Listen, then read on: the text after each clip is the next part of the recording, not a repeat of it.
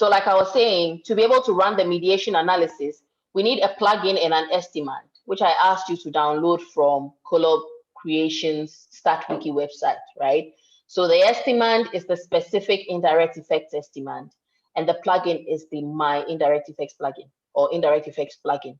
So you should have that installed in AMOS to help us be able to move along smoothly in this particular lecture.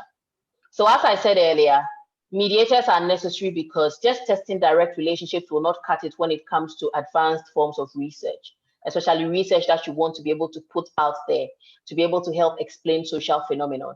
We have established that social phenomenon is inherently complex, and therefore direct relationships will not simply cut it when we are trying to explain a certain particular social phenomenon.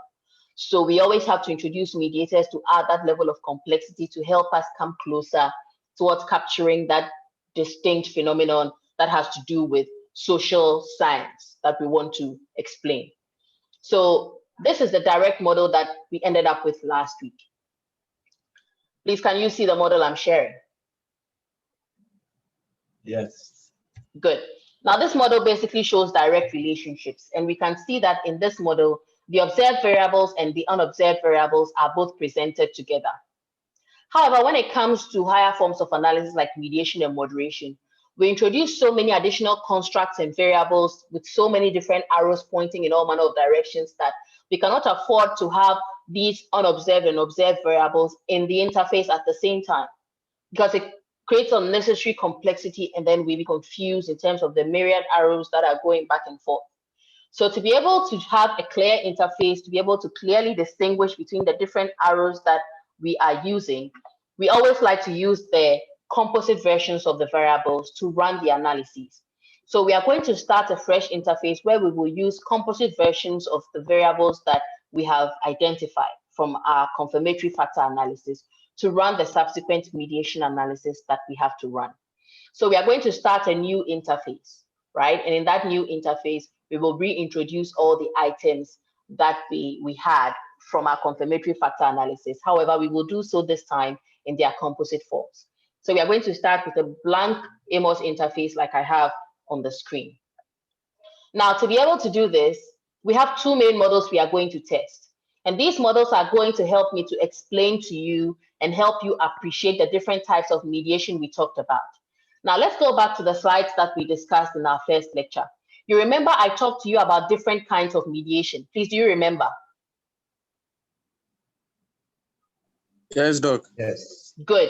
I talked to you about simple mediation, where you have only one mediator, right? Like what we can see on the screen, mediating the relationship between a particular independent variable and a dependent variable. Now, beyond that, we have more complex form mediation like serial mediation, where we have two mediators in the model, and each of these mediators are related to each other. So aside the relationship they have with each other, they are individually mediating the relationship between the independent and dependent variables. And at the same time, together, their combined effect is mediating the relationship between the independent and dependent variables. And when this happens, we refer to it as a serial mediation. Whereas we can have another mediation model where there's more than one mediator, but these mediators do not have any relationship with each other. So they independently exist. However, they all form part of the model. And in this kind of mediation, we call that model a parallel mediation model. So in running analysis, because SEM considers the impact of all the individual mediators, as well as the independent and dependent variables in the model together to give us a result, we have to be able to factor this into our analysis for testing for mediation. Now, in doing this, we need to have certain specific parameters that are indicated in AMOS to let AMOS know that you are either dealing with a simple mediation model, a serial mediation model, right, or a parallel mediation model. Please, does it make sense? Yes. Yes, please. Good. Now, with AMOS, without the plugins and the estimands, you can only estimate the simple mediation model. However, with the estimands and the plugins, you can estimate the serial mediation model as well as the parallel mediation model all at the same time. So we are going to learn how to do both in today's session, starting from the simple mediation model. Now, remember I mentioned that in performing mediation analysis, we have two main approaches, the Baron and Kenny approach and the bootstrap approach, which is also referred to as the product of effects approach. Now, some people still use Baron and Kenny. However, Baron and Kenny does not necessarily give us the results that we are looking for, given once again that we are using complex variables that explain complex social phenomena. And therefore, in literature currently, the bootstrap approach is the approach that is more preferred when it comes to performing mediation analysis. So we will focus on using the bootstrap approach. However, we will also demonstrate how the Baron and Kenny approach works in the beginning so that you can appreciate that. So let's go straight into the model. Now, when we are testing a mediation analysis, we first start by building a particular table which I'm going to show you right now. So I'm sharing with you a Word document currently. Please, can we see the Word document? Yes, please. Yes. Good. Now, this Word document has to do with the first model that I presented to you in the slides I used in the beginning of the lecture in our first session. Now, this is the simple mediation model where, let me show it to you quickly. We are saying that security and privacy mediates the effects of order, return, and handling policies, timeliness of delivery, and delivery condition on online repurchase intention. Please, can we see that? Yes, Doc. Yes, please. Good. So that being said, we have translated this into the table, which we are going to fill with the outputs from the analysis, where we are saying that for hypothesis 4A, security and privacy mediates the effect of order return handling on online repurchase intention. Please, can we see that? Yes, Doc. Good. And then the second one, hypothesis 4B, we are saying that timeliness of delivery, right, the effect of timeliness of delivery on online repurchase intention, is mediated by security and privacy. And then for hypothesis 4C, we are saying delivery condition and its effect on online repurchase intention is mediated by security and privacy. So this is the first simple model that we are going to test. And we will first of all test it using the Baron and Kenny approach. Now, when it comes to the Baron and Kenny approach, the idea is that the independent variable must have a significant effect on the dependent variable. And the mediating variable must have a significant effect on the dependent variable. And there must be a change in the effect or the relationship between the independent and the dependent variable once the mediating variable is introduced. And this is how we will be able to test mediation analysis using the Baron and Kenny approach. So let's quickly go to AMOS and build the model. Now, like I said in the beginning, we need to be able to use composite versions of the variables, given that we are going to be building complicated models with different arrows moving in all manner of directions. So we need to have a clean interface to do this. So we open a new AMOS spreadsheet with the interface like I have shown you in a very clean format. Then to be able to get the variables in their composite forms, we go and import the data set that we cloned some weeks ago to be able to get the composite versions of the variables. So you remember how to do this. We go to the Select Data Files tab, we click on it, then we go to group number 1 working, we double click that, then we go to where we saved the data set that we cloned, and we select the clone, we click Open, we click OK, and the data set is now imported into AMOS. Now to build the model, we go into the list of variables in the data sets, not the list of variables in the model, because we have not yet drawn a model. So we go to the list of variables in the data set, we click on that, the variables in the data set dialog box opens, and then we scroll down to the composite versions of the variables that we created. Then we lift them into the interface to be able to build our base model. Please, are you with me? Yes, Doc. Good. So we are going to build the base model using just the independent and dependent variables. Please, are we okay? Yes. Good. So let's go. Our independent variables include order return handling, timeliness of delivery, delivery condition, and then repurchase intention. So these are the independent and dependent variables that we are working with. So we are going to connect them using the arrows to determine which ones are dependent and independent variables. And then we co-vary all the independent variables as follows.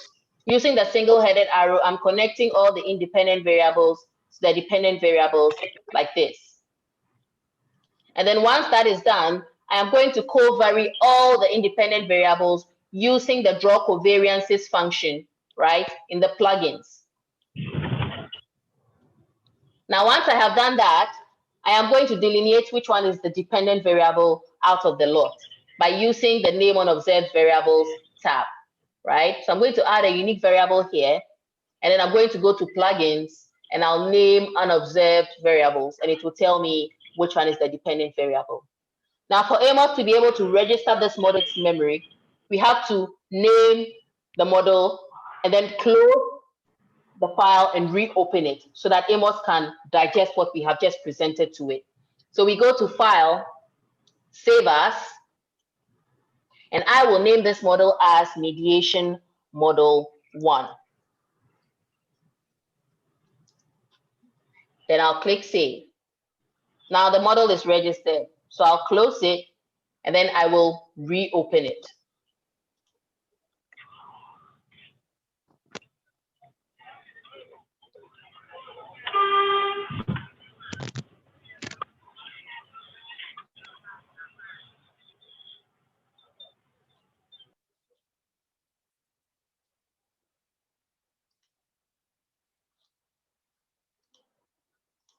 So here it is. I have reopened the model, and that means that AMOS has now registered what we presented to it, right? So I am now going to run this model using bootstrapping. Now, the bootstrapping starts right from the beginning when you are testing the direct model without the mediator. Remember in the mediation analysis table I showed you in Word. Please, can we see the table? Yes, please. You can see that there's a portion that says direct without mediator. Do you see that? Yes, please. Good. So we are going to work on this portion, direct without mediator, and that is what we are going to test right now using Bootstrap. So this is how we do the Bootstrap. Can you see the model that we are testing now on your screen?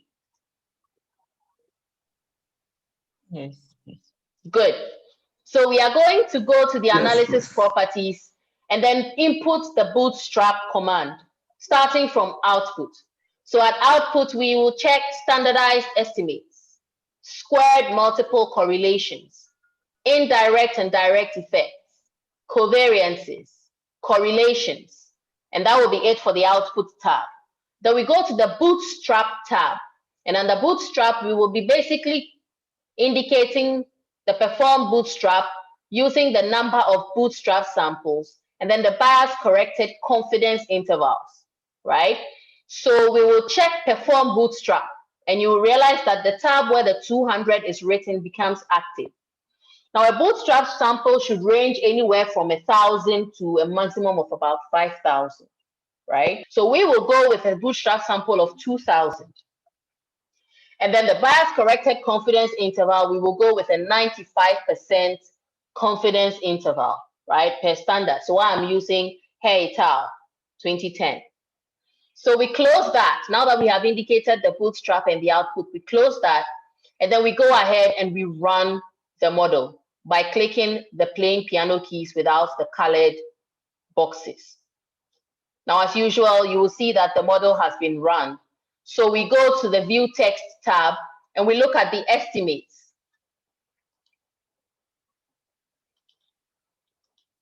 Please, can we see the estimates interface? Yes, please. Good. Now, the estimates interface, we click Estimates. And then the estimates are presented to us, starting from the regression weights table and the standardized regression weights table. Please, do we see that? Yes, please. Now, it is the Yes. output from the regression weights table and the standardized regression weights table that we are going to use to fill the table that we just built in which we have the first column that says direct without mediator. So we are going to transfer these values into that table, right? Starting from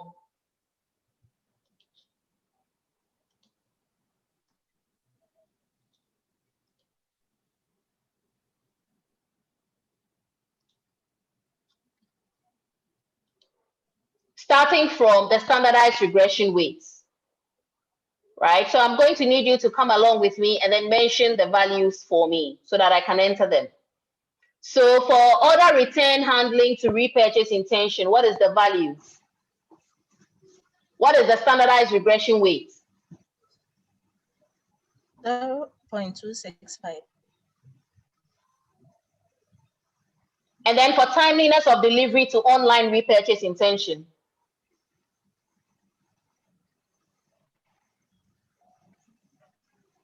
Negative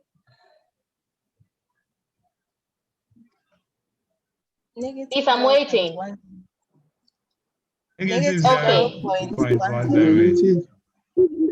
And then delivery condition to online repurchase intention. 0.5. Now I need you to give me the p-values. What is the p-value for order return handling to repurchase intention?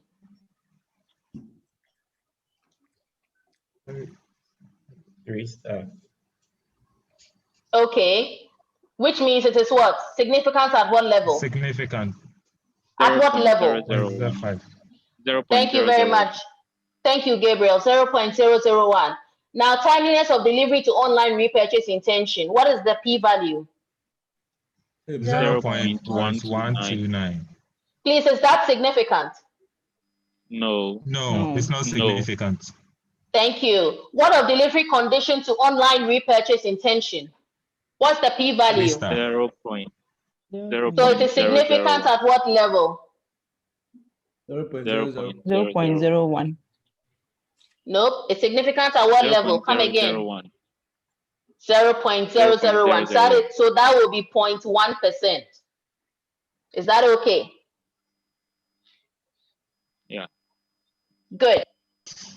So that is also significant, right? Yes. Good. So now let's look. We have filled the first column in the table. Can we see that? Yes. Yes, please. Good. So now we have the values for direct without mediator, right? Now let's go ahead and throw in the mediator and see the direct relationships with the mediator included, right? So again, we go to our AMOS interface, we introduce the mediator, and then we start to run the analysis again. Please, can we see the interface? Yes. Yes, please. Good. So we go back to the drawing tab, and then we introduce the mediator, being security and privacy. So we go to list variables in data set. Then we scroll all the way to the bottom, locate security and privacy, drag and drop it onto the interface. And then we introduce the arrows that link it to the other variables, right?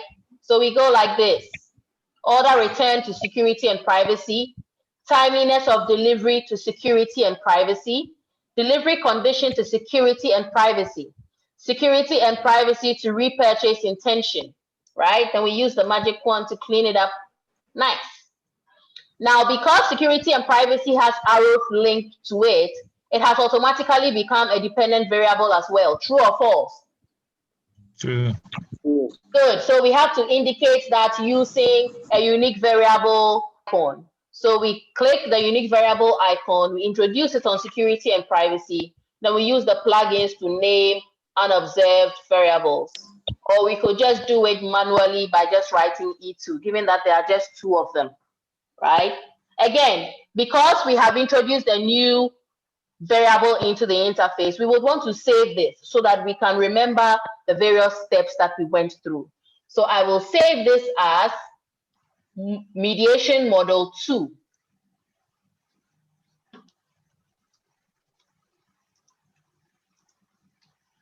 So that it will not mess with what we did in the first instance. So I've saved that. So now we are working in mediation model 2.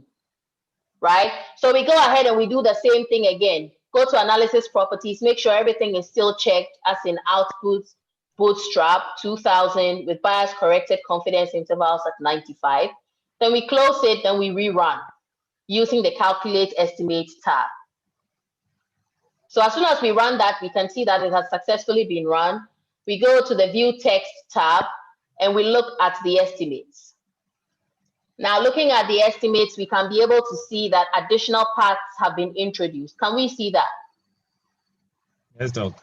Yes, please. Good. Yes, please. Good. Now, let's go back and fill the remainder of the other column next to the one that we just filled. So that column says direct with mediator. Can we see that? So now you are going to help me fill these columns, the one that have to do with direct with mediator, right? So starting from order return handling to online repurchase intention, what's the value? What's the standardized regression weight?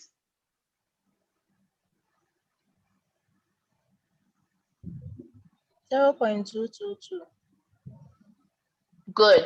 Timeliness of delivery to online repurchase intention, what's the regression weight? Negative 0.131. Delivery condition to online repurchase intention, what's the regression weight? 0.561. 0.561. Good. Now the p-values. Order return handling to online repurchase intention, what's the p-value? Please scroll up. It's already there. 0.00.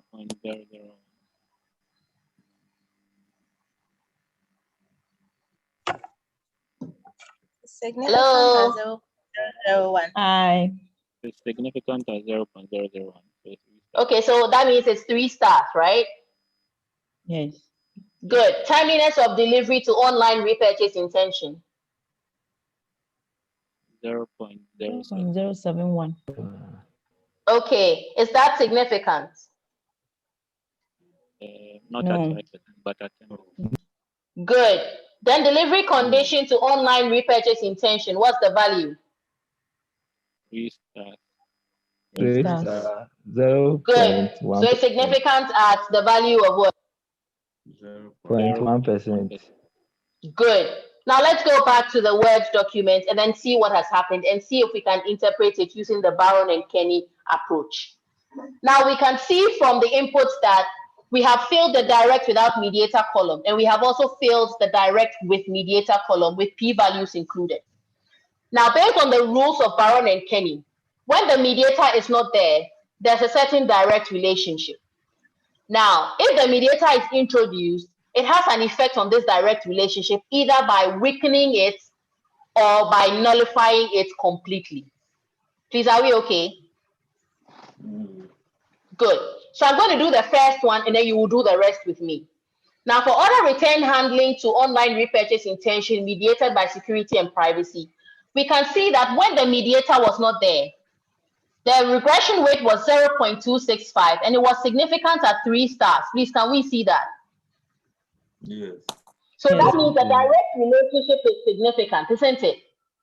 Yes. Yes. Yes. Good. Now here, when we look at the direct with the mediator, we can see that the 0.265 has reduced slightly to 0.222. Do you see that? Isn't it? Yes. Yes. Good. So come on. However, it is still significant, isn't it?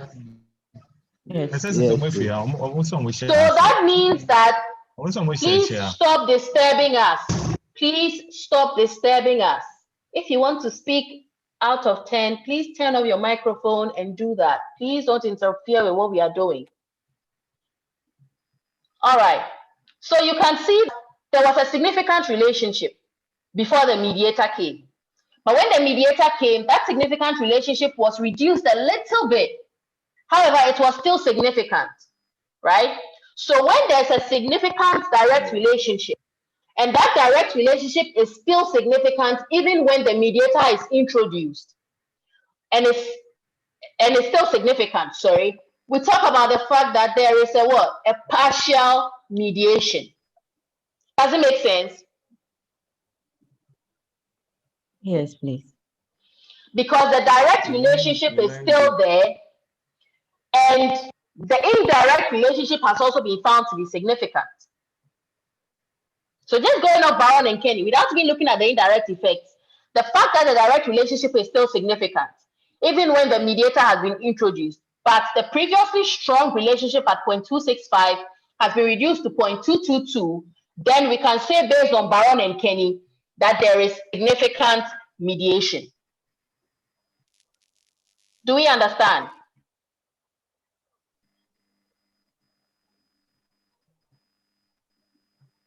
Do we understand this? Yes, please. Yes, Doc. Good. Now we can do the same for the second one.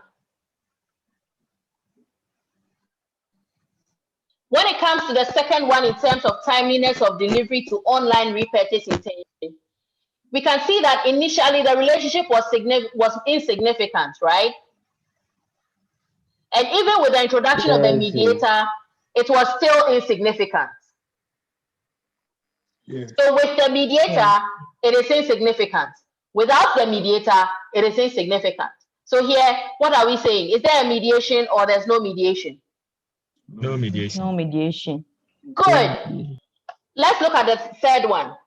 Here we said delivery condition to online repurchase intention. And here we are saying security and privacy mediates this. Now, of the set using just Baron and Kenny. Initially, without the mediator, the direct relationship was significant at 0.596. But when we introduced the mediator, that 0.596 was reduced to 0.561. However, it was still significant. So here, do we have a mediation or not? We have mediation. Is it full or partial mediation? Partial. Good. Now, this is just on the basis of Baron and Kenny. However, Baron and Kenny's rules often get violated. Remember, I mentioned the fact that for Baron and Kenny to work, the mediator must also have a significant effect on the dependent variable. Do you remember? Yeah. Good. Now look at this. Do you see what just happened? Look at the effect of security and privacy on repurchase intention. Is it significant? No. Good. No. So in this case, that means that if we are going strictly by Baron and Kenny, it means we have to throw our entire mediation away because the mediator don't have any effect on the dependent variable. So imagine you were using Baron and Kenny for your PhD and you didn't have any other mediator. It means your entire work has fallen apart. True or false? Yeah. True. Good. But given we are dealing with social science and social phenomenon, it's not that straightforward. The fact that there's no relationship between the mediator and the outcome variable does not mean that it cannot team up with the independent variable to have an effect on the dependent variable. Are you getting me? Please state that again. The fact that security and privacy on its own as a mediator does not affect the outcome variable or the dependent variable, which is repurchase intention, does not mean that it cannot combine or collaborate with an independent variable to introduce an effect on the dependent variable. Right? No, to introduce what, please? An effect, or to have an effect, or to create an effect. Right? So on your own, you may not be able to achieve something, but with somebody's help, right? For instance, you want to go and speak to Nana Addo Akufo-Addo, the president of Ghana, right? So you are the independent variable, he's the dependent variable. Can you go directly to him? No. Good. No, no. But if you get, Depending on the state too. but if you get someone who is a go-between, who can help you to get there, wouldn't it be possible?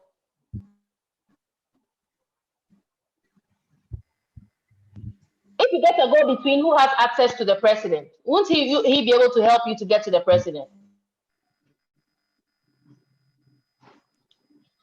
Are you there? Yes, please. Yes, please. Good. So what I was saying was, if you get a go-between to help you get to the president, won't you be able to go and see him? Yes. No. Good. Now let's look at it this way. What if that go-between also does not have any relationship with the president? They don't have any direct connection with the president. But the two of you together, when you meet and you put your minds together, you can come up with another way to get to the president. Is that also possible?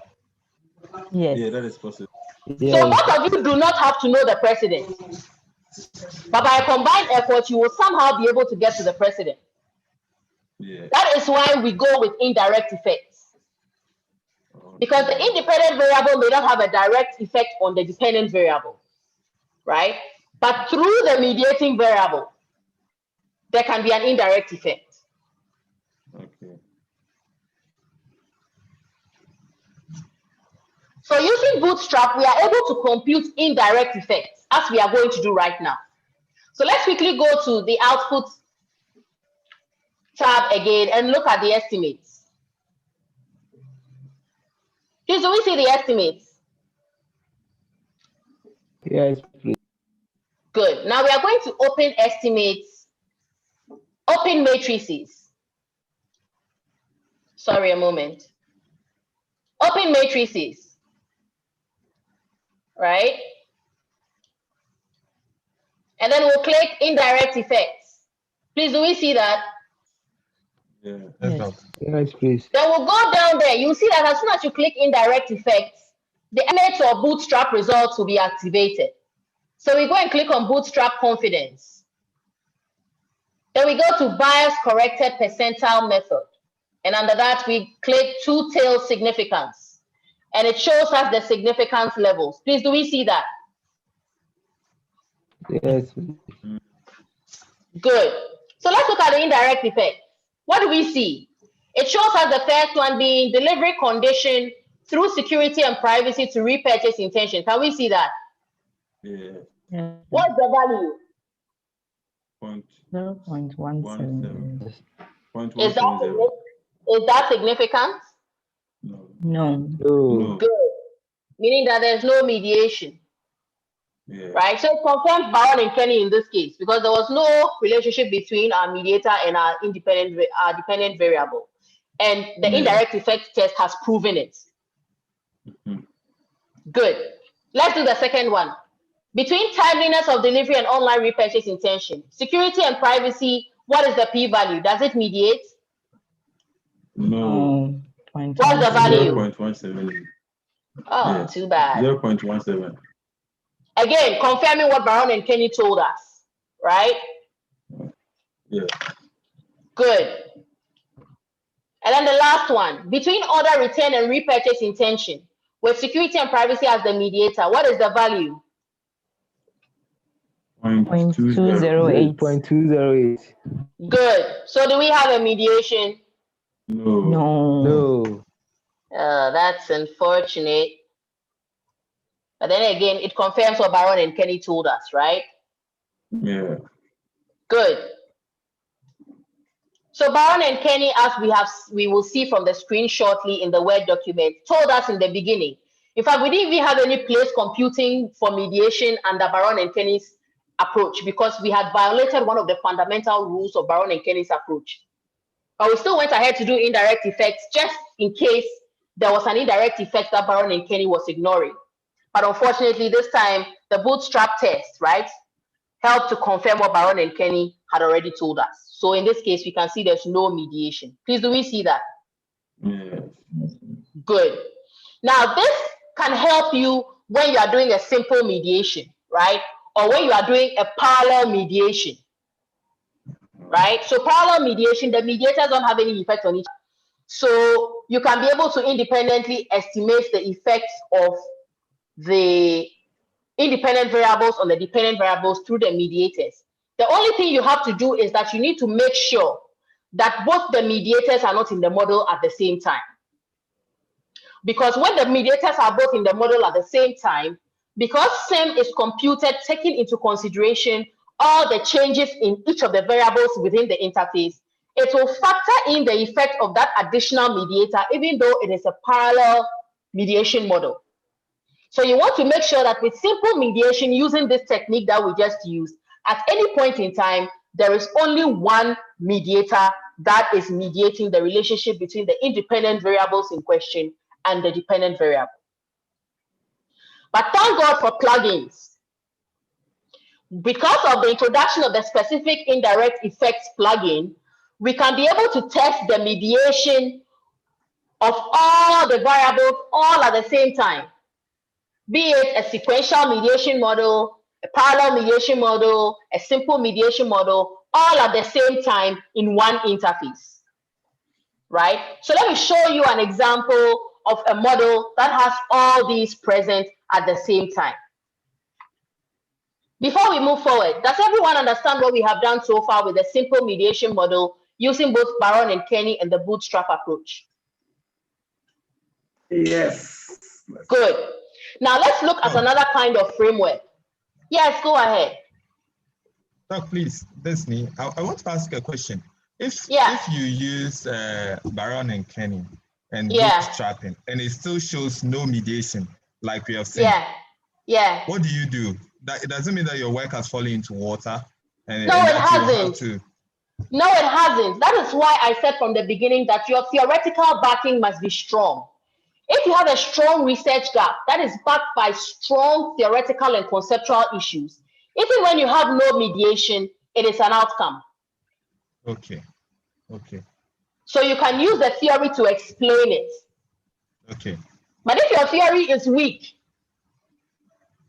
and you get this kind of output, explaining it will be very difficult because you can't justify it.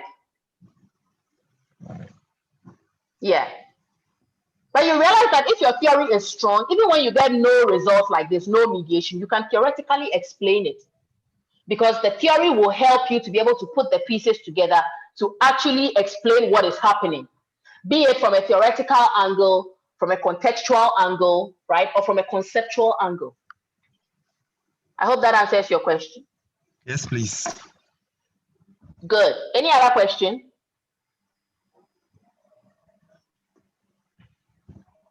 All right, so let's move on. So like I was saying, what we just did was a simple mediation. Yes, Prince Partechi, go ahead. Yeah, but then I wanted to find out what is the difference between the conceptual framework and then the theoretical framework you just mentioned. Hey, that one you have to ask your qualitative research methods lecturer, because if I start explaining it, won't finish now.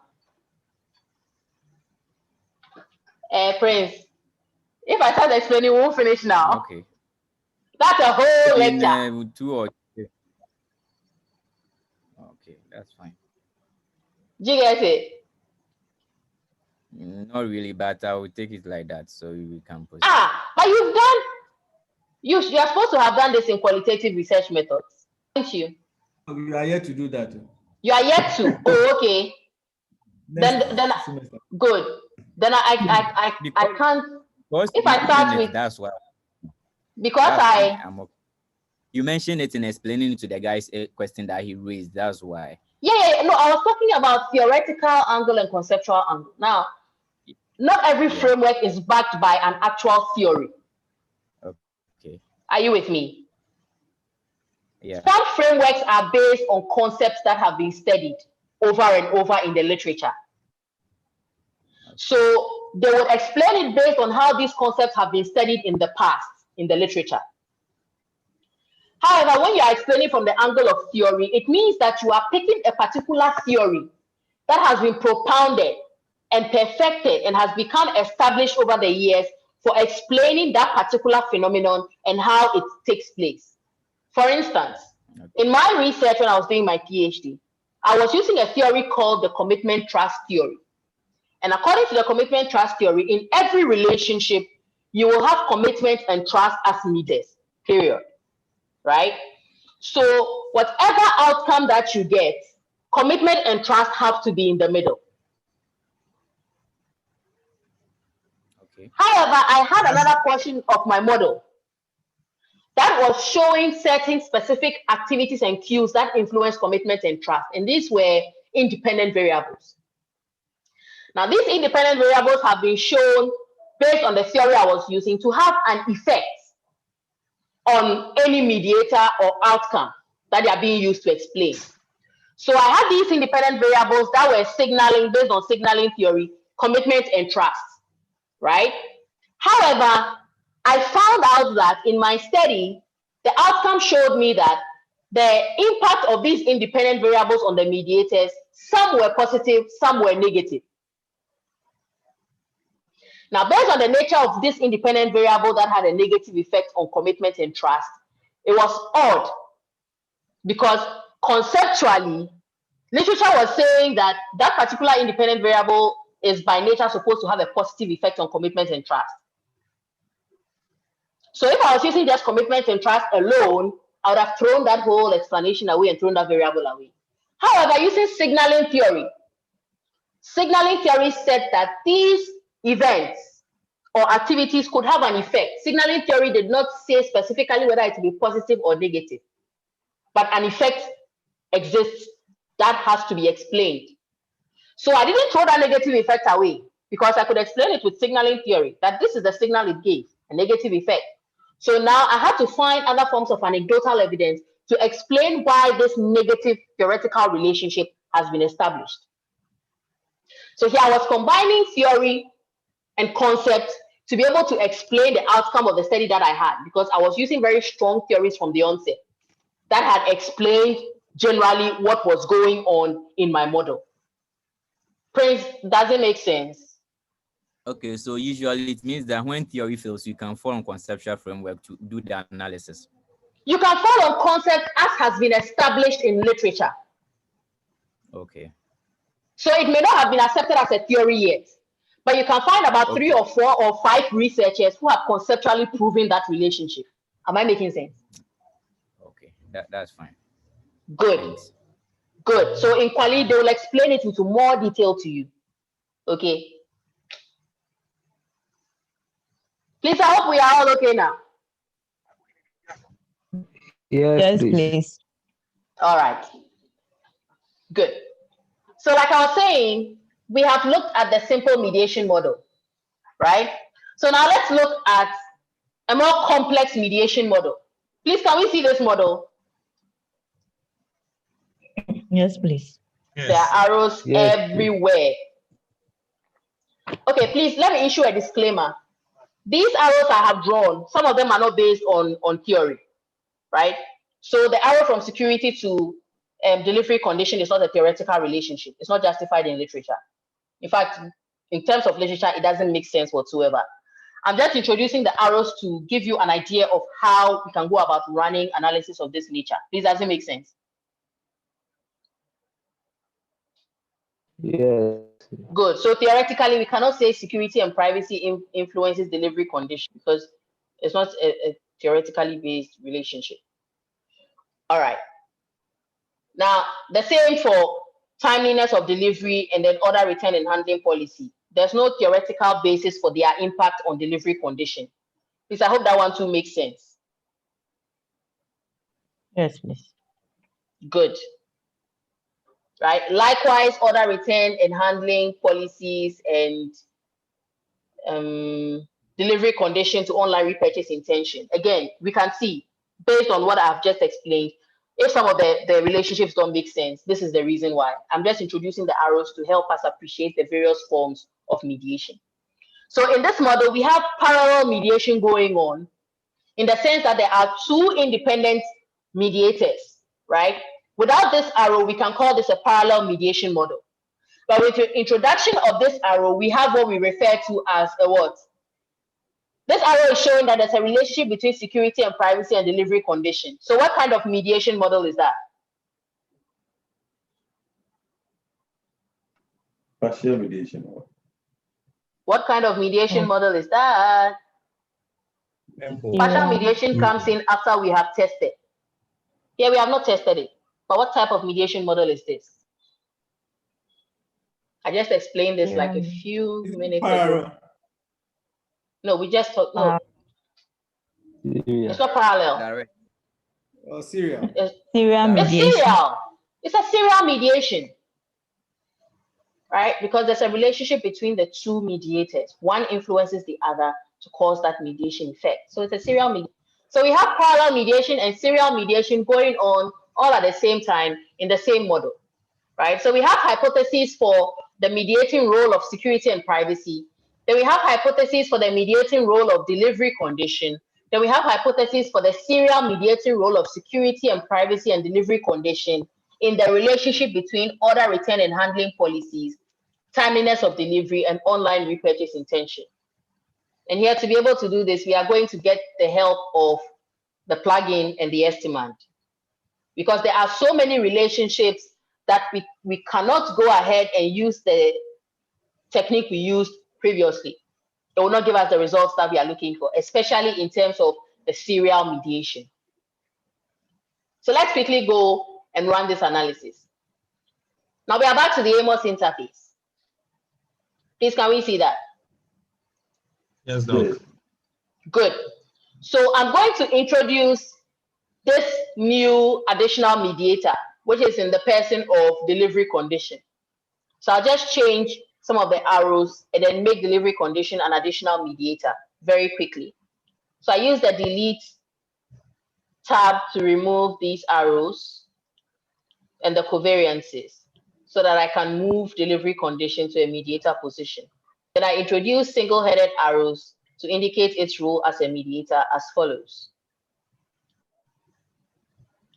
Again, I'm saying that security and privacy influences delivery condition in a serial mediation model to be able to mediate the effect of order return and timely delivery on repurchase intention. So I'm going to draw an arrow from here to here, right? So that means that security and privacy is no longer an independent variable. It has now become a dependent variable, right? But at the same time too, it is a dependent variable because it has arrows leading to it. Can we see that? So it will maintain its status as a dependent variable. However, to show its serial mediating effect on delivery condition, we will introduce an arrow from there to there. Please, does it make sense? Yes, Doc. Yes. Good. So let me just clean this up and introduce the dependent variable by adding another unique variable to delivery condition. I'll use plugins and I'll name unobserved variables like that. So to be able to save this separately, I will go ahead and do file, save as mediation model 3.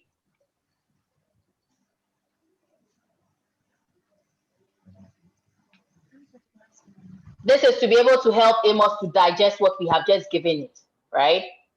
So now we have created mediation model 3. Please, can we see that? Yes. Yes. Good. Now this is where the magic happens. Now, because we are going to use estimands and plugins, we are going to have to import the estimand to tell AMOS that at this point, we want you to estimate the model, not just using the bootstrap, but also using this particular estimand along with the plugin. So do you see the bottom of the screen where it says not estimating any user-defined estimand? Yes, please. Good. Remember I told you to download the estimand called Specific Indirect Effects and sit on your computer. And also to install the plugin Indirect Effects. Do you remember? Yes, please. Good. So we are going to use that now. So we will click on the portion that is labeled not estimating any user-defined estimand, like that. Then we click select estimands, like that. Then we go to where we save the specific indirect effect estimand. Then we go and click on it, right? In my case, I saved it on my desktop in a folder called estimands.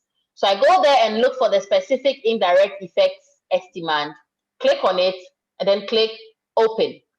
As soon as I do that, you will see at the bottom of the screen that it says estimating specific indirect effects underscore path. Do you see that? Yes, please. Yes. Good. So now that we have done that, we can feel free and go ahead and use the plugin to estimate the specific indirect effects that are in this particular model. Now we are estimating every single one of them, from the simple mediation models to the serial mediation models, the parallel mediations, everything all at the same time. So to do this, we go to plugins. Then we scroll through and then we look for indirect effects. Then we click on indirect effects and then we allow it to work its magic. This will take some time because it's estimating for the entire model. Now, as soon as it does that, you will see that it will open a browser window. Right? So mine opened in Chrome. Please, can we see the browser window? What are they teaching? Yes, please. How to model. Good. And then do so you can see that. And this is the lecture. This beautiful girl. Yes, a beautiful girl. So you can see that. Oh, good. So you can see that based on the analysis we just ran, it has estimated all the indirect effects. Please, can we see that? Including the parallel mediations and the serial mediations. So let's look at it one after the other. We can see that the parallel mediation for security and privacy, as well as those of delivery condition, are all estimated. So we have order return to delivery condition through security and privacy. Can we see its significance? Yes, please. Yes, Good. Then we can see what? The serial mediation of order return to repurchase intent through security and privacy and delivery condition. Also significant. Can we see that? significant. Yes, please. Yes, Good. please. Then we have order return to repurchase intention through security and privacy, insignificant. No. Can we see that? Yep. Yes, Yes, Good. please. Then we can see order return to repurchase intention through delivery condition, also insignificant. Do you see that? Yes, Yes, please. no. Yes, please. Good. Then we can see timely delivery to delivery condition through security and privacy. Very significant. Do we see that? Yes, Yes, no. please. Good. Then the serial mediation of timeliness of delivery to repurchase intention through security and privacy and delivery condition. Also very significant. Do we see that? Yes. Yes, please. Good. Then we can see that timeliness of delivery to repurchase intention through security and privacy is insignificant. Do we see that? Yes, please. Good. But delivery condition mediating the relationship between timeliness of delivery and security and privacy and repurchase intention are both significant. Can we see that? Yeah. Yes, Yes, Doc. please. So here it has done everything for us, including estimating the parts that we have hypothesized and the ones that we did not hypothesize. For instance, we hypothesized this second part, right? Do you see that? Which second part? Very quickly, Yeah, let's go to we hypothesized H3A being order return handling to security and privacy to online repurchase intention, right? That one is there. Can we see that? Let me show it to Yes, we you. can. Yes, please. Good. Then we also hypothesized timeliness of delivery to security and privacy to online repurchase intention. Is that one also there? Yes. Good. Then we hypothesized order return handling to delivery condition to online repurchase intention. That one is also there. Yes. Good. Then we hypothesized timeliness of delivery to delivery condition to online repurchase intention. That one is also there. Yes. Yes, please. Then we did order return handling to security and privacy to delivery condition to online repurchase intention. Is that one also there? Yes. Good. Then we did timeliness of delivery to security and privacy to delivery condition to online repurchase intention. That one is also there, isn't it?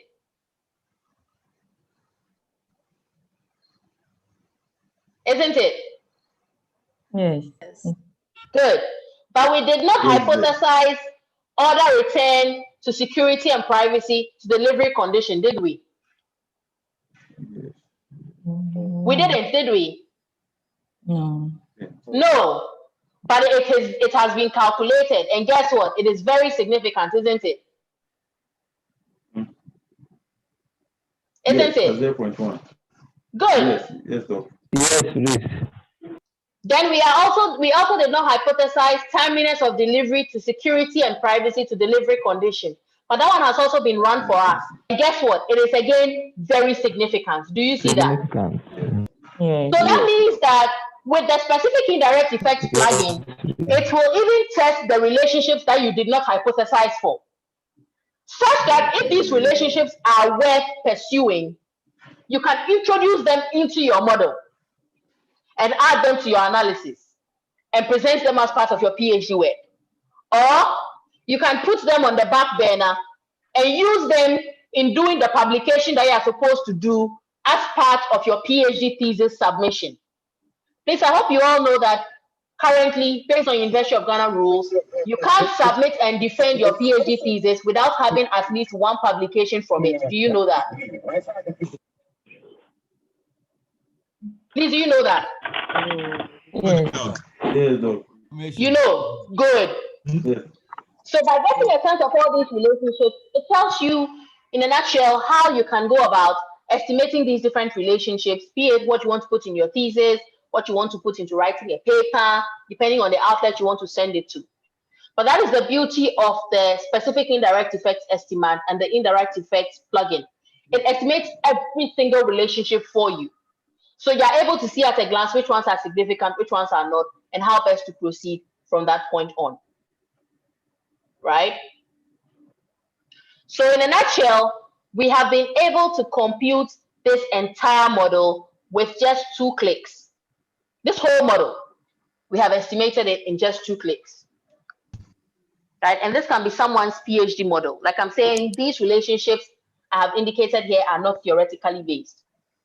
So we can't really rely on the output that has been given. This output is a giggle effect, right? It's giving us the giggle effect, being garbage in, garbage out, because the relationships are not theoretically based, right? But in the event we have strong theory backing this, this would be a phenomenal output, because that means that we can actually go ahead and make conclusive discussions based on the outputs that we have here, right? So based on that, we have just finished mediation analysis. Isn't that cool? It's cool, but it's a bit complex. Oh, yes, it is. You are not expected to get it like immediately. You're expected to go back and practice. Right? So let me a typical example of a full paper, right? That is written using all the techniques that we have learned, which is going to be the basis of the assignment you are going to do for the 4 weeks we have spent together. So this is a publication I did in 2018, latter part of 2018. It came out in 2019 though, right? So it is one of the most downloaded papers from the journal, the International Journal of Bank Marketing. And it's basically about online relationship marketing and customer loyalty using the signaling theory to explain how online relationship marketing activities can affect customer loyalty, right? As it's mediated by trust. So this is the model for the study. Please, can we see the model? Not yet. Yes, we can see it now. Good. So here the model is basically talking about the fact that engagement and interactivity are online marketing activities that are done to build relationships with customers. Now, in doing so, these activities can not only influence trust, but they can also help to build loyalty. But in any case, the variables that we have there in the model also independently influence each other. So we have a multitude of arrows going back and forth, some in relation to the mediator, some in relation to the dependent variable. However, they all have a positive relationship on each other, right? So let's go ahead and look at the output. So you can see that this is somewhat a parallel model. At the same time, it's a serial mediation model. Can you see that? Serial mediation. Good. But I did not publish it as a serial mediation paper. I published it as a parallel mediation paper. That is why I was telling you that based on the output that you get, you can decide which ones you want to use for serial mediation and which ones you want to use for partial mediation, which you want to use a simple mediation, so on and so forth. Please, does it make sense? Good. Yes. So in this particular one, like I said, I decided to go ahead and treat it as a parallel mediation. So I started from the point where we start when we are using the two-step approach, right? We've learned about the two-step approach, haven't we? Yes, we have. In the two-step approach, who did we say propounded the two-step approach? Very quickly. Who propounded the two-step approach?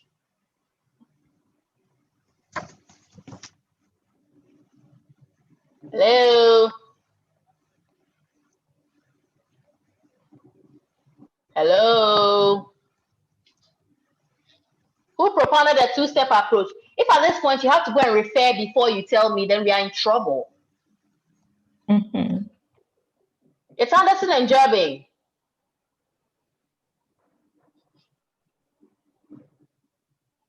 Hello, Anderson and Jerbing. Do we remember now? Anderson and Jerbing. Yes. Hey, don't patronize me. All of a sudden, yeah. Oh, yeah. Hey, ladies and gentlemen, these are the things you're expected to speak to when you're doing your Bible. If you're doing your Bible, use terms and you can't defend it and justify what you did, you're on your own. So it's the Anderson and Jerbing 1988 two-stage approach to SEM, right? And we said it involves two stages. What are these stages? The measurement phase and then the structural phase. Good. So I started from the measurement phase. So as you can see, I presented the psychometrics table, right? Which contains all the measurement model items and the results from there. We computed this earlier in our sessions, right? Where we did the confirmatory factor analysis, we got the T values, we got the composite reliabilities, we got the ABEs, and we got the Cronbach alpha. You remember? Cronbach alpha is computed in SPSS. CR and ABE, we were able to do it using the validity master, right? And we were also able to do it using a plugin. Good. So this is the table you produce after you have performed your confirmatory factor analysis, right? And there's a discussion you do around the confirmatory factor analysis discussing the model fit indices. Remember we talked about the model fit indices and we checked to make sure that they all fell within the acceptable thresholds. Good. The same thing too, you will discuss what is going on in the table. Are the CR and ABE values at the levels at which they are supposed to be? If so, we thank God, we are moving forward. But you have to be able to tell us in a nutshell what the table is talking about. And that is what you do in the psychometric properties of the skills section, which I have done here. At the same time too, we also went ahead to test for convergent validity and discriminant validity. Do you remember? Yes, Doc. Good. So the initial discussion covers reliability and internal consistencies. And then next we do convergent validity and discriminant validity. Where when it comes to convergent validity, we are again using the composite reliability values and the ABE values. And then for discriminant validity, we are using what we refer to as the HTMT analysis. And then what's the second one? Okay, so HTMT analysis, good. HTMT analysis, what's the source reference?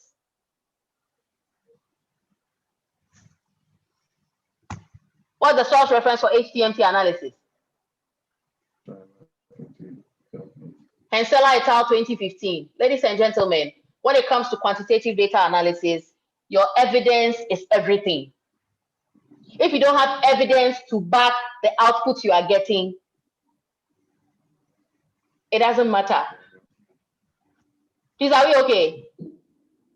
Yes, please. Good. Then we have the Fornell and Lacker criterion, which is from Fornell and Lacker 1981. Now, for this particular publication, I used the Fornell and Lacker criterion. But moving forward, depending on the requirements of the journal that you want to publish the paper in, Some journals will require you to use both the funnel and lacquer and the HTMT analysis, right? So I have a recent publication where the journal had a trend of requiring both HTMT and funnel and lacquer. So I used both. Some journals don't mind. So you get to pick and choose whether you want to use funnel and lacquer or HTMT. Either way, they all help to confirm discriminant validity. So you report all that in the psychometric properties of the scales, as you will see here. Then after you have done that and it has satisfied all the requirements, we move on to test the hypotheses, starting from the direct effects. Now, at every stage, you get to report the fit indices because it will be produced for you. So you report the fit indices as part of the discussion that you are doing around, the outputs that you get. So you always have to make sure you report the fit indices. Now, in doing so, we will be able to see in the article that I'm using as the baseline right now that we are looking at, that at any point in time, when we talk about the relationships, we talk about the standardized regression weights, and then we talk about the significance. Please, do we see that? Yep. Yes. Good. So in testing the direct relationships, we can see that all the direct relationships are indicated, and then the values for each of them are presented in terms of the standardized regression weights and the p-values. So you can see that in this line, we can say, as can be observed from table 3, all the hypotheses were supported. So it's not just enough to discuss them, you present them in table 4, right, as has been done here. Please, can we see that? So this table is showing all the direct effects. So it's showing the hypothesis, the path description, the beta values, the t-value, and the results, whether it was supported or not. So when it's insignificant, it's not supported. When it's significant, it is supported, right? And then we do a whole discussion around it, saying which hypotheses were significant, which ones were not, and then the fit indices, like I mentioned. Eric, what is the title of this paper? Okay, I was going to share it with you guys anyway, but this is the title of the paper. Please, can you see it?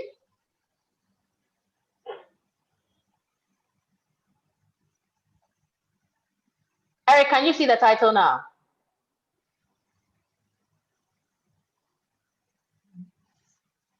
Yes, no, we can see it. All right, okay. So moving on. So once you're done explaining the direct relationships, then you come to your mediation analysis, right? And like we discussed today, based on the approach that you are using, you have to be able to show us the direct effects with the mediator, the direct effects without the mediator, the indirect effects, and then what type of mediation that was. So like I explained to you previously, this model was just focusing on parallel mediations. So there were multiple mediators, but they were being treated as parallel to each other, such that we were only looking at the specific indirect effect and not the serial mediating effect. So here, there were two mediators, as you can see, interactivity and online trust, and their mediating effect was tested independently of each other. So we can see the parallel mediations, the H7 referring to the interactivity hypotheses, and then the H8 referring to the online trust hypotheses. In the event that I wanted to add a serial mediation, I would have looked at the hypotheses where engagement and interactivity, where engagement was influencing customer loyalty through both interactivity and online trust. And that would have been a separate hypothesis being H9. But that was not my focus in this particular study. I was trying to look at the parallel effects of each of the individual mediators. So you realize that from the output, we had significant mediations at some point and insignificant mediations at others, right? And they were all of a different caliber. H7A was a full mediation, as we have learned how to determine. H7B was a partial mediation. H8A was no mediation whatsoever, and H8B was a partial mediation, all which were properly explained using the theory. So when you read the paper, you will see that I was using theory at various points in time to confirm the output that I was getting. For instance, let's read the last paragraph of this section, right? It says, additionally, the direct path from interactivity to customer loyalty and the indirect path through online trust are both significant. This signifies that online trust partially mediates the relationship between interactivity and customer loyalty, as predicted in hypothesis 8b. These findings are consistent with previous researchers such as Cameron, Desfani, et al. 2017, who emphasized the pertinent role of trust as a mediator in firm customer interactions. Please, do you see that? Yes. So this is where I'm conceptually justifying the outcome that I have got, right?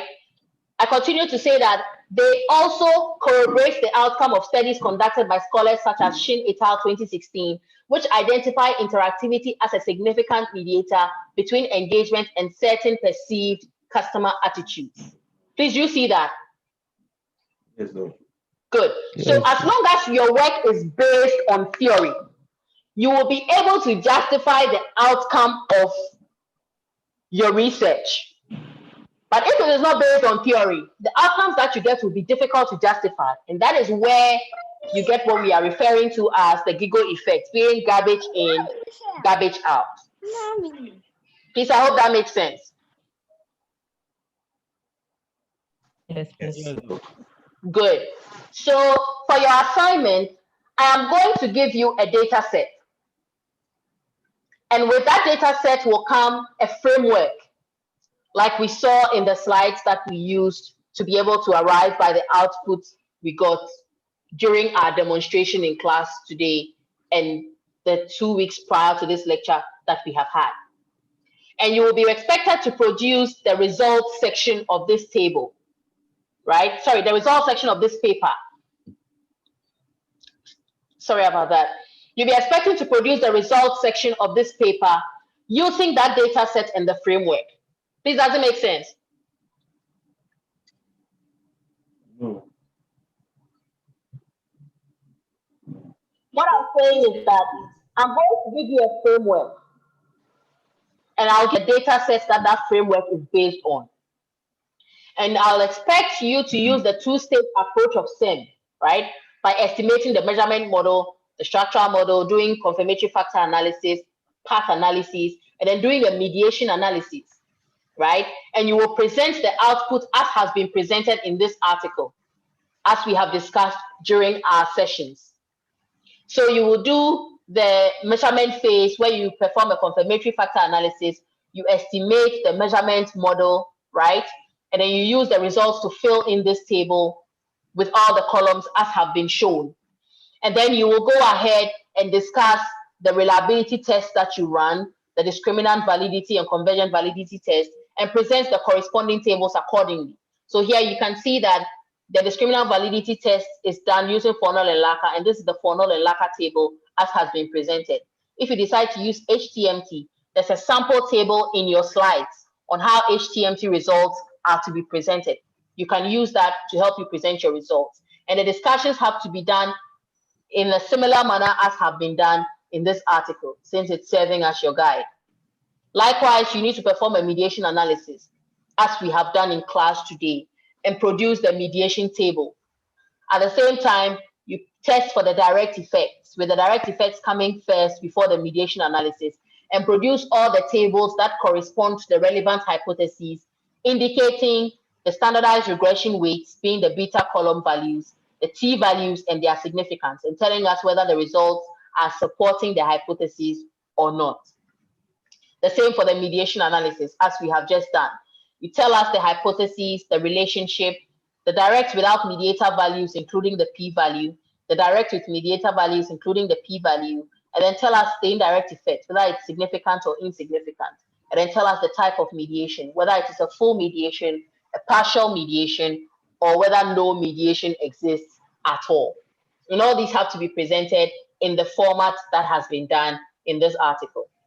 Now, because you are not working with the theory behind it, you do not have to include specific sources to explain your findings. All you have to do is to basically explain what the output means. Tell us what is significant and what is not. Tell us what has a significant effect on what. Tell us what the model fit indices are. Tell us whether discriminant validity has been satisfied. Tell us whether convergent validity has been satisfied. Tell us whether all the factor loadings are above 0.5. Tell us whether all the model fit indices are within accepted limits. Please, does it make sense? Yes. Good. Now you're using this article as a guide for this particular assignment. However, you need to bear in mind that depending on the journal that you are writing for, the style of presentation of these items may vary. So moving forward, you can decide to use this specific style in your future publications or for your PhD work. However, if you are writing or publishing in a particular journal, you need to load sample articles that have used SEM in that journal to be able to see how they present their items. I also need you to bear in mind that this is covariance-based SEM. So we were using a particular approach in a particular set of indices and parameters. When you are doing variance-based SEM and you are using PLS, the parameters you look out for will be totally different. What you use to determine convergent and discriminant validity may slightly differ, and there may be additional parameters you need to include, like parameters including the R-square values, right? We can also talk about predictive relevance, among other things, which are specific variance-based SEM. But these items and parameters that we have discussed relate specifically to covariance-based SEM using AMOS. So when you are reading articles that have used SEM, please bear that in mind. The PLS SEM articles may look slightly different and may have slightly different parameters that they use. However, the base parameters are the same. You need to be able to confirm reliability, discriminant validity, and convergent validity. However, when it comes to variance-based SEM, for instance, you may not get all the fit indices that you will get in AMOS. Previously, when you were doing covariance-based SEM, you had a certain set of indices which were not available when you are doing variance-based SEM.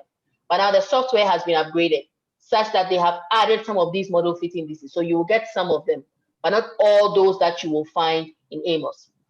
So when you are reading these articles, please bear that in mind and use that understanding to interpret them. The instructions for the assignment, they are not in the slides, but the slides will guide you to be able to satisfy the requirements of the assignment.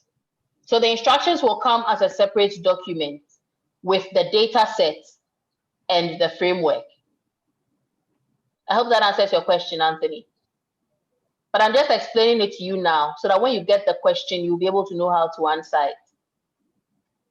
I hope that makes sense. Okay. Good. So the question will come later, but I'm just explaining to you how it is going to come. Okay. Anything else? Yes, Gracie. Please, can you scroll down a bit? I have a question. I think You know when to stop. okay.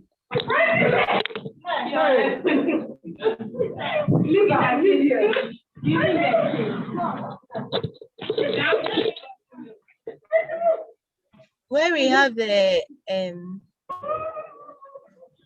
T value and then the other values. Is it here? Yeah. No, the other table. That one is longer. That's the measurement model table, this one. Yes, okay. Good. You said you should present the results in this format. So that would be just the right side of the table, right? Without the construct and then the measurement items. You have to present everything. The complete table. So are you going? Okay. So are you going to give us the measurement items? I told you the assignment will come with a data set, didn't I? So the constructs will be in the data. Exactly. So I taught you how to clone. Construct will be there, but and the items will also be there because I taught you how to clone the data set, didn't I? I taught you how to clone it. Good. Sure, so it will be a basic data set, yes, and then you have to go about cloning it. Some articles will not present the items like this. They'll present the codes, right? So instead of writing the individual statements that measure the items, they'll show you the codes. So perhaps IS1, IN1, IN2, IN3. Does it make sense? But like I said, it's all a matter of style, right? Like for this particular assignment, I'm expecting you to use the style in this article. Thank you. You're welcome, Gracie. Cynthia, the title of the article again. Please, I will share the article with you. I'll share it with you on WhatsApp.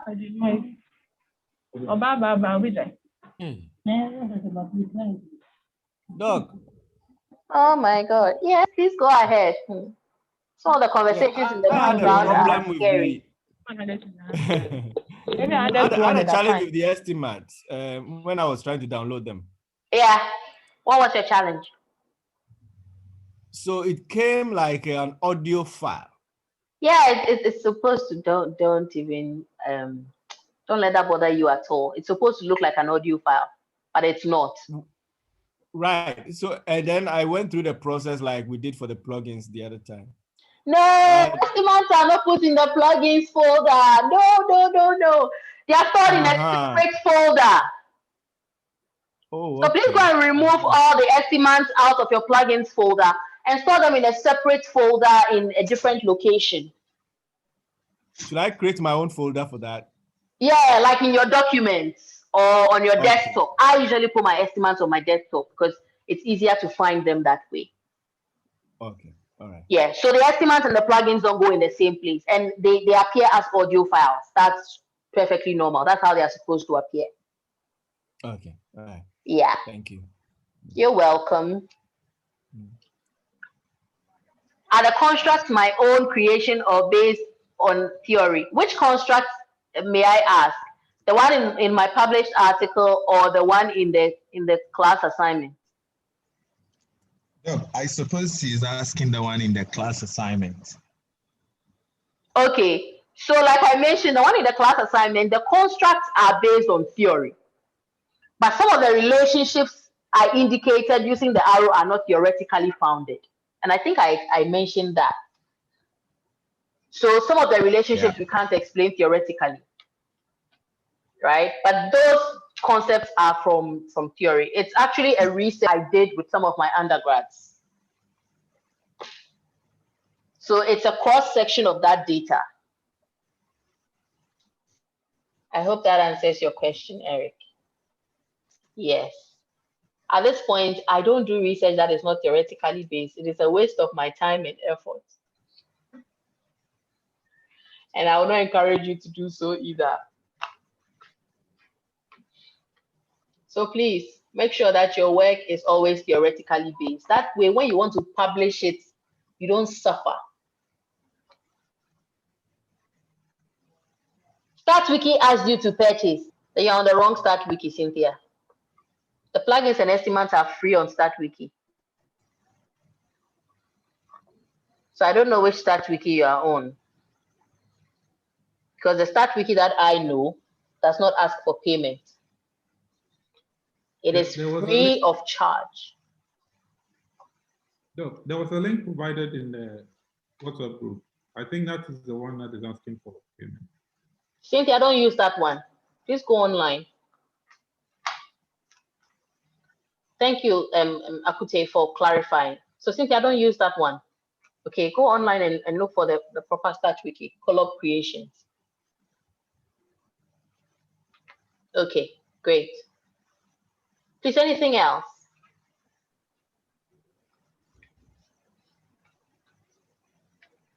Oh, we're all good.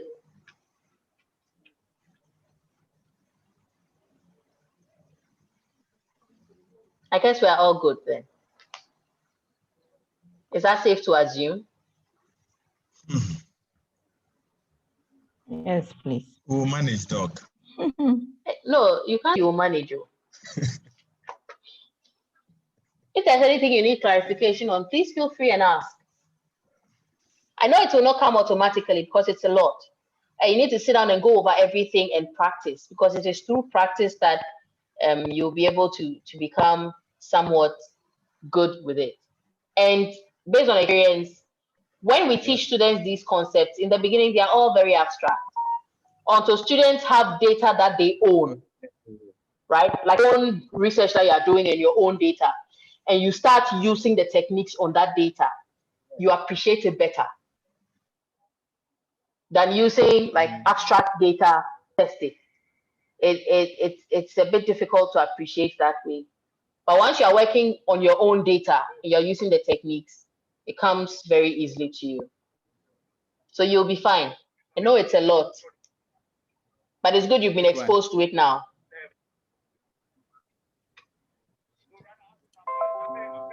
Doc. Yeah. Yeah, so we'll still keep the WhatsApp platform, and if we need to reach out to you, definitely. I'm sure we'll still be around. Definitely. Please, I'm a staff of the University of Ghana Business School. I'll be around. In fact, I'll go and sit in your Viva safe to see if you disgrace me or you make me proud. I'm also part of the business. Yeah, I'm also part of the business school's doctoral committee.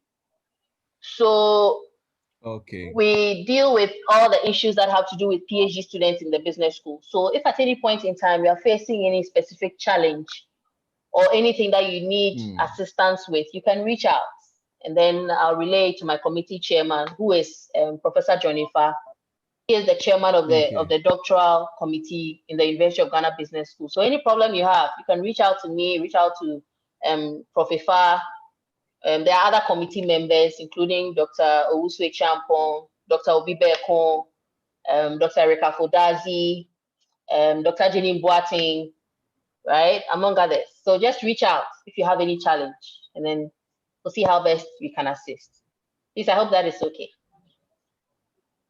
Yeah, you mean with our mediation sometimes. Pardon? We can use you as our mediation variable. Oh yeah, Professor is very good at that. As I'm talking to you now, there are some students who have had issues with their thesis at the graduate school, students who have not fulfilled certain requirements and they're having certain challenges. Professor has been doing the legwork to make sure that all these students are sorted out once we bring those issues to his attention. So that is what we are there for as a committee. So we expect you to bring those issues to us, right? Don't go at it alone and don't wait until it's too late, right? Because some of the issues, we are there to help, but if you wait until it's too late, sometimes there's not much we can do. So bring those issues to our attention in good time so that we can be able to see what we can do to support you guys, because that's why the committee was set up. Well noted, Doc. Thank you so much. You're welcome. Prince Yeboah, you said what's the difference between standardized estimates and unstandardized estimates? Okay, so standardized estimates are the standardized form of the outputs that we get, meaning that they are all being measured on the same level, so you can compare them. Now, unstandardized estimates is where they are all being measured on their individual scales, right? So you cannot compare them objectively because they are not all being measured on the same level. So when it comes to standardized estimates, for instance, because the estimates are standardized, you can compare the regression weights and say perhaps this one is a stronger predictor of this variable than the other. Let me show you a typical example. Now I'm taking you back to the output, right? And we are looking at the estimates. Please, can you see the estimates? Yes, please. Good. Now the estimates we have here are the standardized regression weights, the ones in the standardized regression weights table. Can you see that? Yes, please. And then the estimates we have here are the unstandardized regression weights. You see that one as well? Yeah. Good. Yes, now, because these ones are unstandardized, we can't use it to compare between the independent variables and their effect on a particular dependent variable. However, with the standardized regression weights, we can easily compare the effect of each independent variable on a particular dependent variable. So let's take the effects of these 4 independent variables, for instance, on repurchase intention. Please, can we see it? The part I've just highlighted. Yes, please. Good. Now we're comparing these 4. Because they are standardized, we can objectively say that delivery condition is the strongest predictor of repurchase intention. Right? Followed by which one? 222, that is order return. Order return, good. right? Followed by security and privacy. Then followed by timely delivery, which is the least, right? Negatives. Good. Now we can compare them on these bases because the results are standardized. So it's almost like everybody is equal. But with the unstandardized, they are not equal. They are not on the same level. So we can't make the comparison we just did using these values. Does that make sense? Yes. So for instance, if you were doing a simple regression and you were to produce the regression equation, which of these values will you put into the regression equation? Standardized or unstandardized? Standardized. Yeah, because that is the only fair basis of comparison that puts all of them at the same level. Right? That's the most basic explanation I can give for you to be able to appreciate it. I hope you're okay, Prince. Yes, please, Doc. Good. Now this standardized and unstandardized also play out.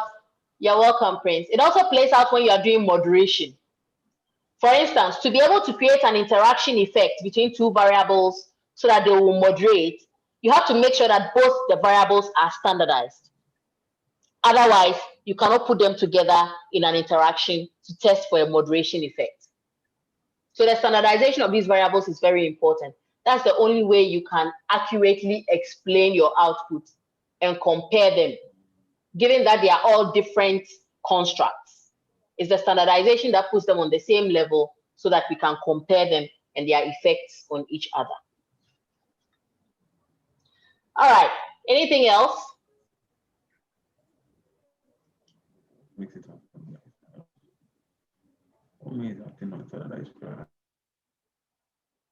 Doc, please, you mentioned that during your Viva, you might have as well published from your PhD thesis before you do your defense.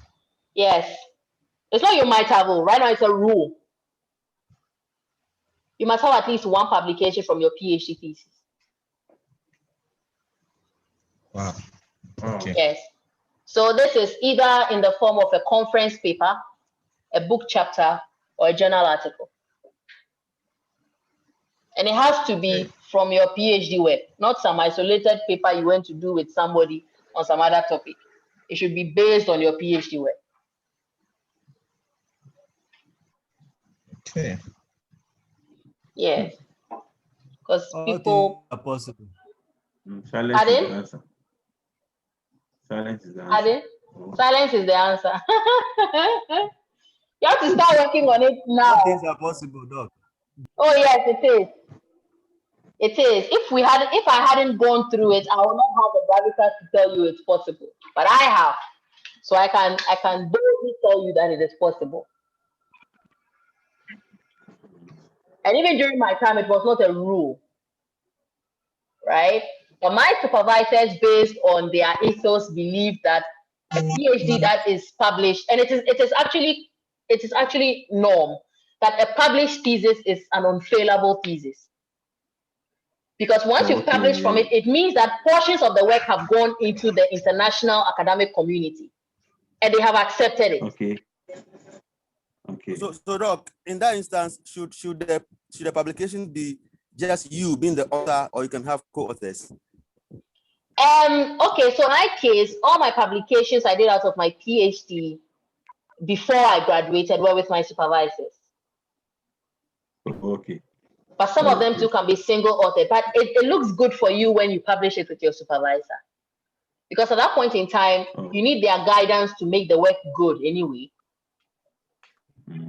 So it's in your best interest to have them as your co-authors. It looks good for you.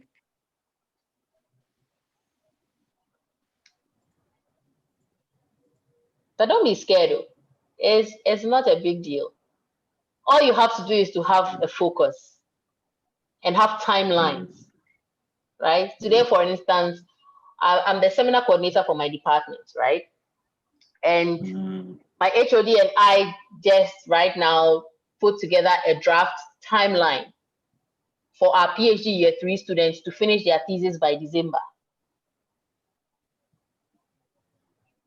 Right? So if you are able to give yourself timeline, you will find yourself working at a faster, more realistic pace than if you don't give yourself timelines. And these timelines, for them to be effective, should be shared between yourself and your supervisor. So your supervisor can hold you to these timelines. I hope that makes sense. Yeah, it makes sense. Yeah, that way you know what you should have done by this time. And then you will not sit down for about 3 or 4 months and you wake up one day and you are like, hey, I haven't written any chapter. I haven't sent my supervisor anything to read. Because I've seen it happen. It's currently happening. They have a problem with it. They have a problem with. I'm going to send Ghana police after you. You are disrupting our class. Oh, I know where to find him. That's why I'm telling him I'm sending the Ghana police after him. Please, are we okay? Yes, sir. Awesome. If there's anything else, please don't hesitate to reach out.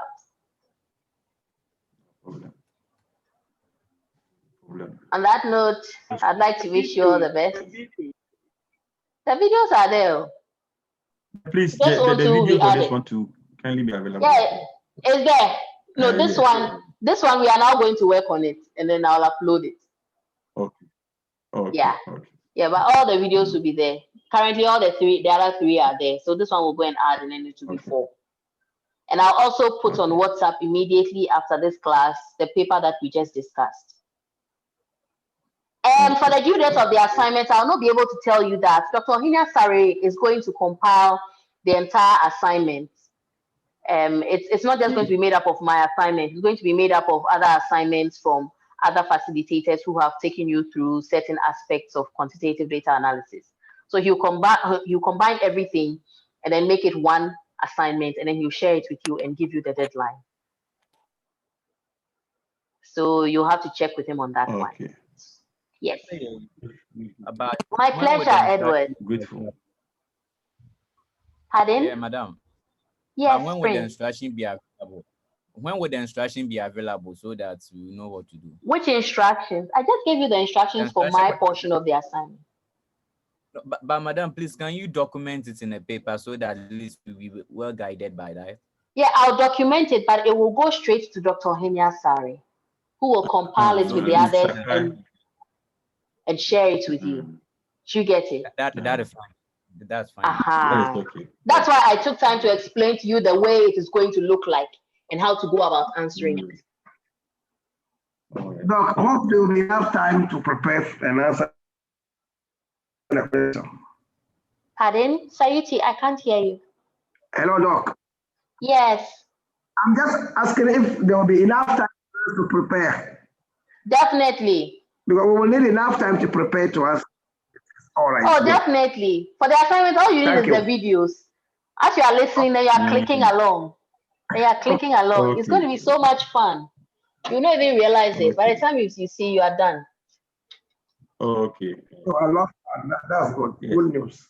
That is very good name. Lovely. It's lovely. Quantitative fun. I hear you. Thank you, David. Okay, so on that note, I'd like to wish you all a lovely evening and a blessed week ahead. May God be with you all. I know it's tough. This online learning is not easy, but God being your helper, you'll sail through smoothly. Okay, I wish you all the best. Amen. All right. Thank you. Okay. Take care. Thank you. Good night. Amen. Bye. Thank you so much. You're welcome. I'll miss you too. Bye. Bye.